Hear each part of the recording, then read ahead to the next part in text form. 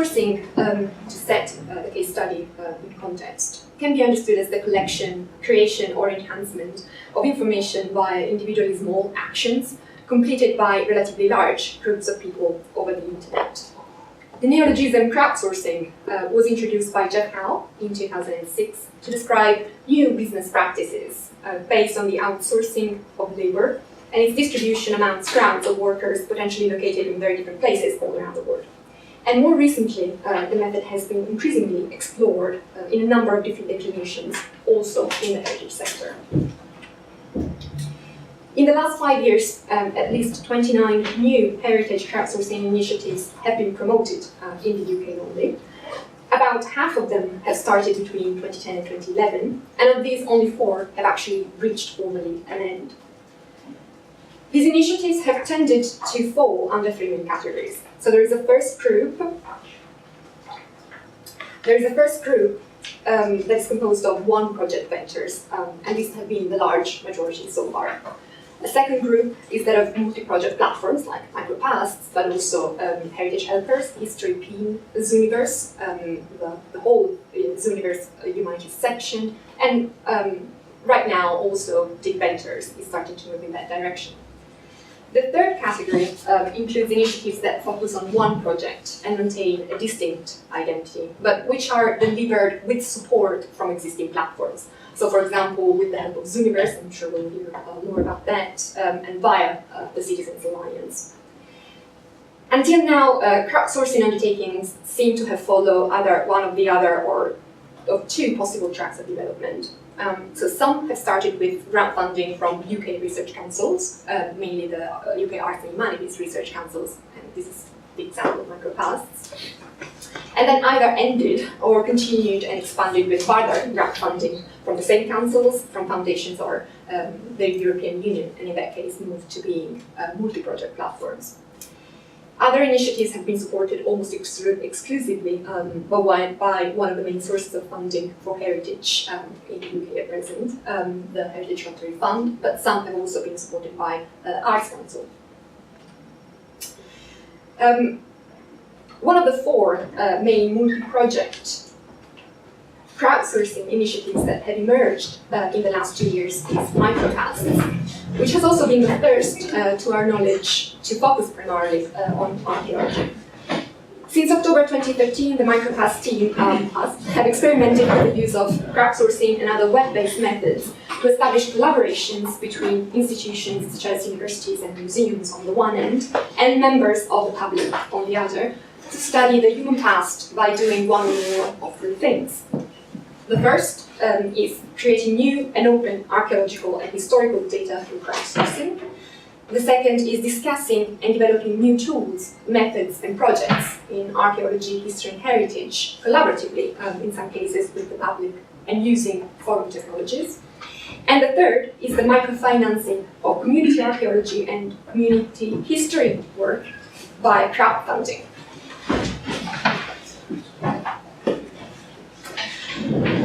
To achieve this aim, we created micropasts.org, which has 3 core web components. A crowdsourcing site and a forum that were launched on the 16th of April 2014, and you can see them in the slide. And a crowdfunding platform, which was launched on the 16th of October 2014. So first I will focus on presenting the crowdsourcing component, and then I will move to consider our smaller experiments with crowdfunding. Through the MicroPasts crowdsourcing platform, members of the public can help generate research quality data by contributing to a range of applications that were developed primarily in-house, with help from Bybos and particularly Daniel Lombrana Gonzalez, but then progressively more and more in-house by the actual team, led on the technical side by Dan Pett. And in this development process, we used version control. So we didn't outsource almost anything in terms of technical development. These applications are for the most part research-oriented, meaning that they were deployed in order to pursue research agendas set from the beginning, rather than mainly for digitization purposes per se. However, we have also been creating a number of pop-up, so-called applications, and this has been useful either to test a new kind of crowdsourcing or to try really an existing application template on a new artifact or photographic collection. And these smaller applications, these pop-up applications, have been also a really useful way for institutions to look and really experiment what they could get out of the experience.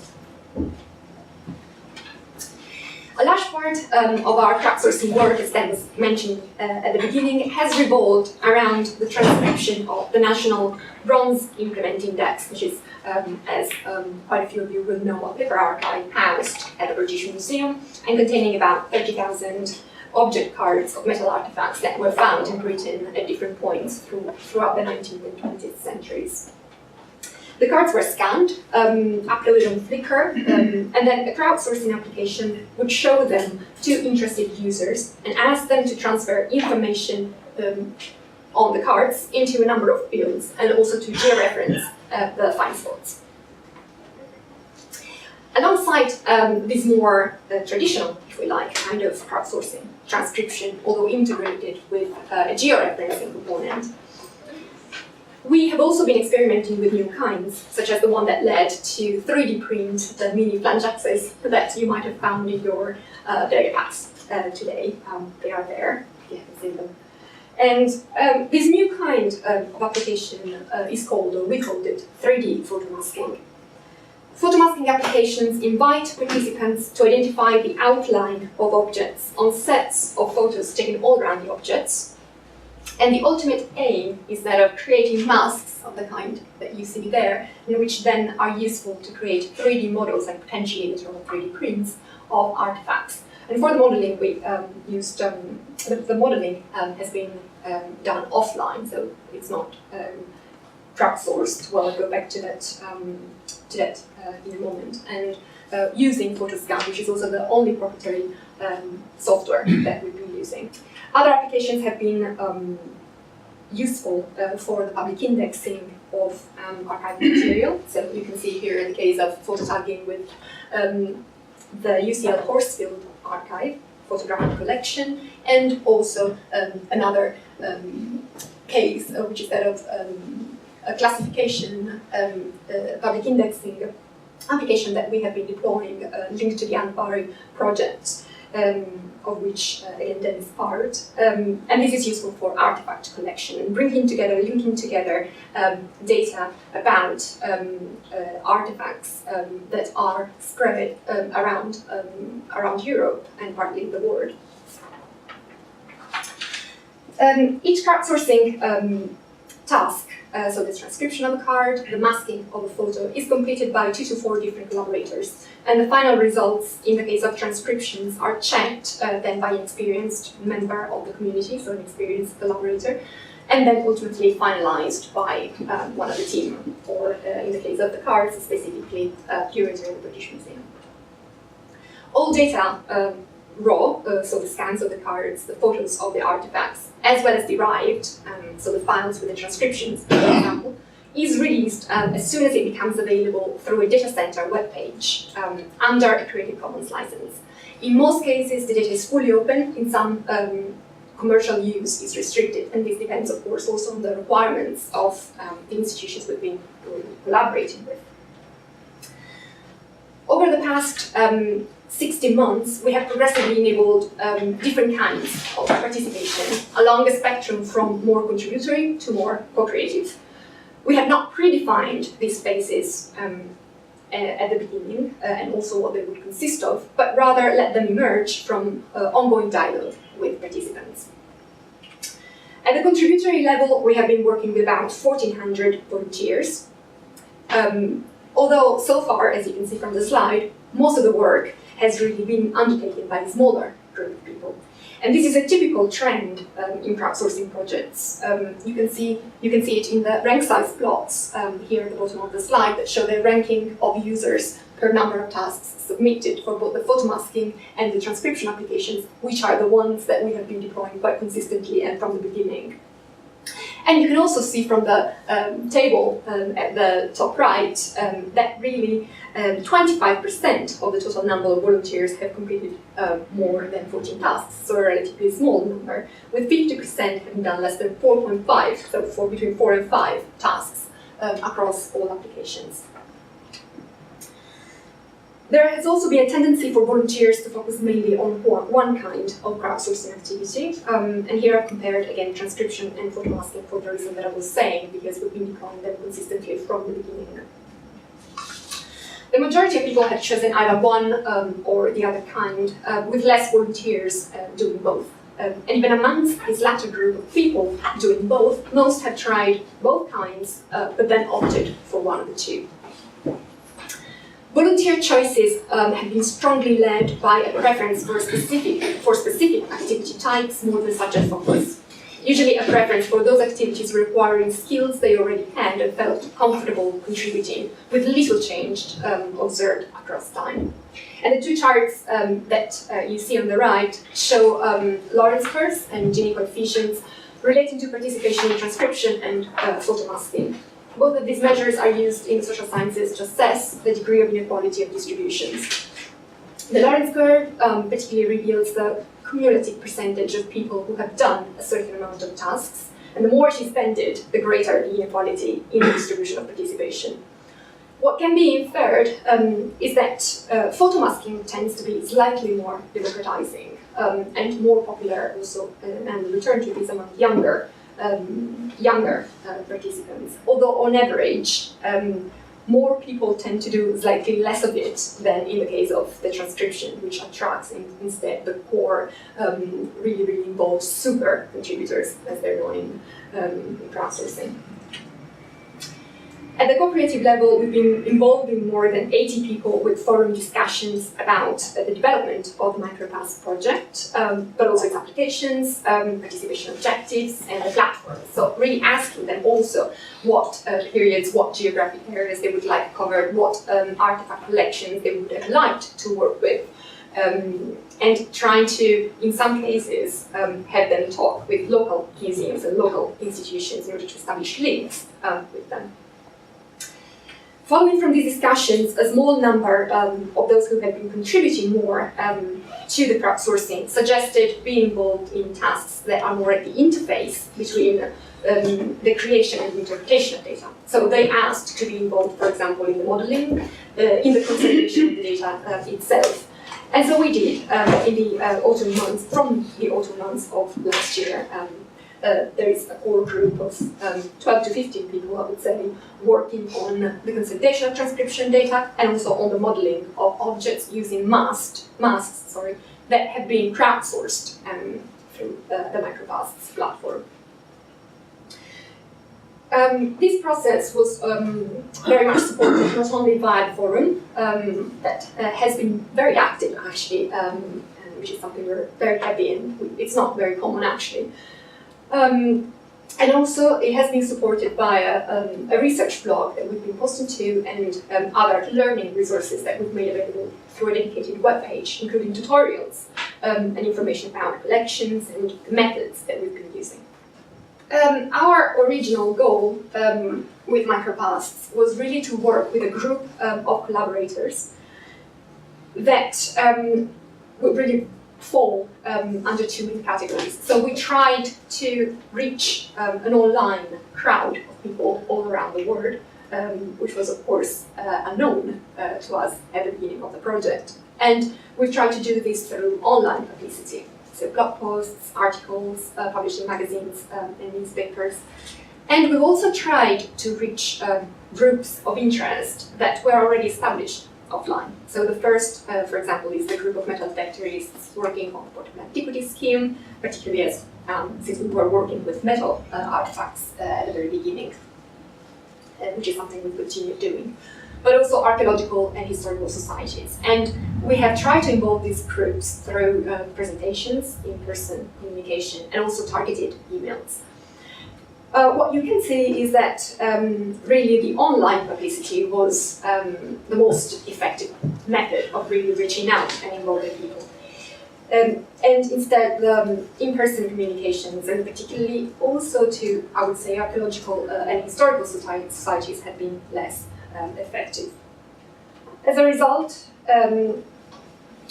we have been working with a group of collaborators that is very dispersed geographically. Obviously, as in most crowdsourcing projects in English, there is a majority of English-speaking collaborators, or collaborators for whom English is the first language. But we've had a number of very keen and very involved contributors also from Mediterranean countries, for example. This is also alongside an attempt to really open up the platform to more languages, translating applications, for example, in Japanese, Chinese, and hopefully soon also Arabic and Italian for new projects. About 3/4 of this group of collaborators is composed of people who do not work with archaeology or history as part of their main job, what they do for a living. And this is really important because on this front, I think the project has been successful. Really establishing collaborations between citizens who are based in what we would call heritage institutions and who are not, so who are outside of them.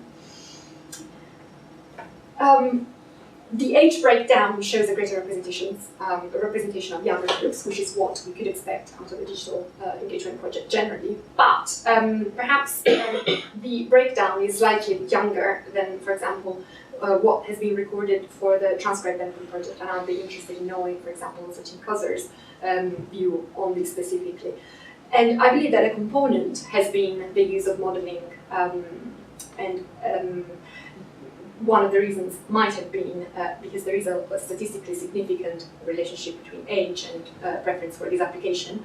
So one of these reasons might be that we have not focused only on transcription, which tends to engage more older groups, but also with photomasking, 3D modeling, and we've been working a lot with images. If age is correlated more with slightly different task preference, gender appears to be correlated with subject focus. MicroPasts volunteers, as those of other humanities crowdsourcing projects, have been, for the most part, women, particularly the top, if we like, 25% in terms of number of tasks submitted. But this is very different, for example, from what happens for science-based crowdsourcing project, like Zoo Galaxy, at this particular point. Now, if we look at motivations, what are really the reasons that have been leading all these collaborators to work with us over the past 2 years? There is quite a bit of literature looking at motivations and what leads people to really volunteer and also to be involved in crowdsourcing specifically, and it tends to revolve around the egoistic altruistic duality and intrinsic and extrinsic.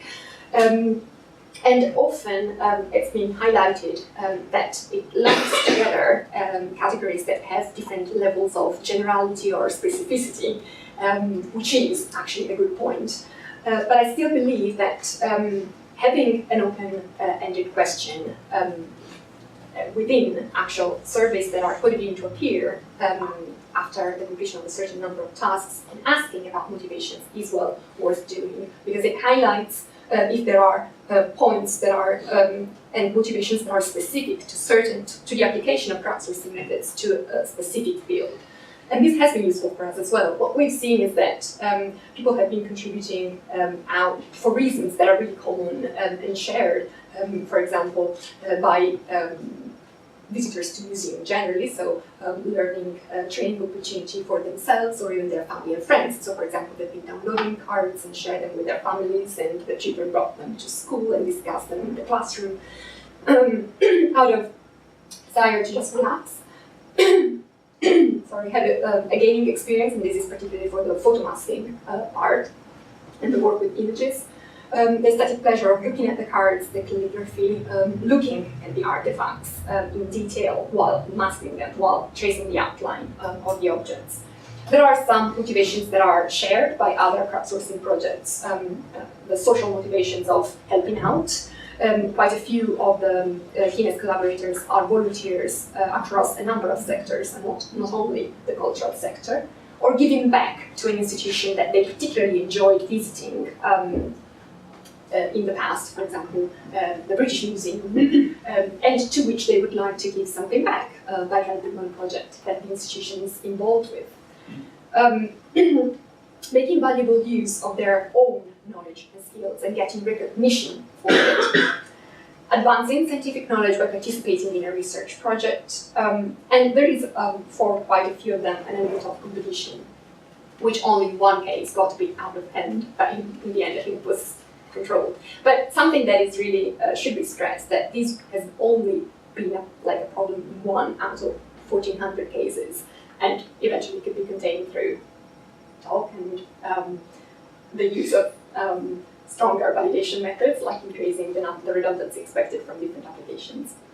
And we haven't had, and this is related, any problems in terms of forum moderation, which is another issue that quite a few institutions that we've been talking to are concerned. So if they open up a forum, what will happen? Will the institution be attacked? And we haven't had any experience of that so far. Something that relates to something that relates in terms of motivations to archaeology and history particularly is that quite a few of the more involved volunteers said that participating at the time that was more convenient for them, so not, for example, during normal day hour, was a way for them to reconnect with the field that they had studied at university, for example, also in some cases long ago, and then didn't basically build a career around for different reasons related to life. But this was an opportunity for them to gain new skills, enrich the CV, and in one case, we know, eventually get a job in what they really wanted to do. And this is an important element, I think, because it revolves around what is the practice of using this method as opposed to often what seems to be from the outside an ethical point related to are we exploiting labor or not, for example, from volunteers. The actual practice of it is that it requires a lot of work, and our impression, I don't know if Dan would share that or not, but is really that we have tried to be inclusive as much as possible and respectful and treat every case differently. And in this way, I think we have been able to sort of understand the expectations that there were on the one end and try to work with them. Expectations of the part of volunteers. Collections, specific topics wasn't a core motivation for many of the volunteers we've been working with, other than an interest in the past. So the being involved in actually in specific kinds of activities was more of a driver, of course coupled with an interest of helping out and an interest in history and also participation in, for example, a connection with the heritage sector through music, visitation particularly. Has it been successful? Well, as we were saying also at the beginning, this project has been running on the basis of crowdfunding, and over 2 years we've received about £500,400,000 from the AHRC to run the project. So this is something we need to consider, and I will return to this. But in terms of what the outcomes have been, for heritage, if you like, or for all those individuals, groups, organizations working with heritage, it might be interesting to see that over the course of 2 years, we have been creating new, open, and in some cases already linked up, in other cases data that can be linked up, also across the space. We've been completing 87 crowdsourcing applications, producing more than 100 3D models, and we have transcribed now almost all of the National Bronze Implement Index, which is a really big paper archive, for which it was really difficult, for example, to find funding for. We have been building new collaborations with institutions and with a group of people really all around the world. And for people, so there is a heading missing there, but both for those working in institutions, working, for example, on the project, and for collaborators, so for really the team in the broadest sense that can be understood, there has been an important element of skill building. So for us on the team, learning technical aspects related to the deployment of applications, how to run platforms, coding, and for volunteers, learning 3D modeling, the process of crowdsourcing, in some cases also elements of forum management. It's been an opportunity to gain new knowledge for collaborators and also for us and for the institutions involved about also some of the resources that were in the forums and that they were housing. There has been recognition for volunteers' participation and, as I was saying, leading also to employment and to finding a sense of community around the things that they were interested in. And this is something they really highlighted also when talking about their motivations for participating. Whether it has been really successful, I think it depends on whether the methods that we've been using and the practices that we have been using are actually repeatable to some extent, scalable and sustainable also beyond the grant funding period. Really to build sustainability and ensure repeatability, our sense at the moment is really that it is key to maintain less platforms and broaden up the network of collaborations. So involving institutions in using platforms that already exist rather than building new ones. And of course there is a sense for institutions of really at a certain point wishing to have their own identity. But ultimately, these, over the period of a couple of years, lead to a big problem, potentially, or can, in terms of how to maintain the platform, how to really also differentiate the platform from others that are there. And this is a bit the problem that we had with the crowdfunding component of the project. So on the one end, what we are trying to do is really expanding our network of collaborations and hosting different projects, also less, in some cases, research-oriented, because, of course, institutions have also the need to open up their collections and allow the public to understand what they are holding before even designing, in some cases, new research agendas. Now we'll briefly move to the crowdfunding component. I think I'm a bit short of time, so I will just summarize it. Alongside the main crowdsourcing efforts of MicroPasts, we've also tried to experiment with crowdfunding, which is a method of really attracting venture capital online. This has been really a smaller experiment on the side of MicroPasts, and was also aimed really at trying to understand to what extent crowdfunding could support the crowdsourcing, for example, component. We chose a model in the end that is in between the patronage model and the reward-based model. So we decided to invite applications from mixed group of contributors, and particularly from mixed team composed by institutions and researchers based in institutions and researchers or based or more generally community groups. We have been inviting proposals from these mixed teams of more traditional researchers and community groups, and asked the project to be co-designed with communities from the outset. The project could not include an excavation component because we were trying to push slightly different kinds of activities, light methods and light approaches like surveys, but also, as I was saying, crowdsourcing citizen science. We started with 4 seed projects that were, 3 of them were community archaeology projects, 1 linked to the Thames Discovery Program, and 1 was really a community history project. What we saw is that basically out of the 4 seed projects that we hosted, none of them actually over the period of 2 months was able to reach the target. Although the London's Lost Waterway project linked to Thames Discovery Programme was significantly more successful than the other projects, as you can see, and actually it managed to get enough funding to launch its own activities in February last year.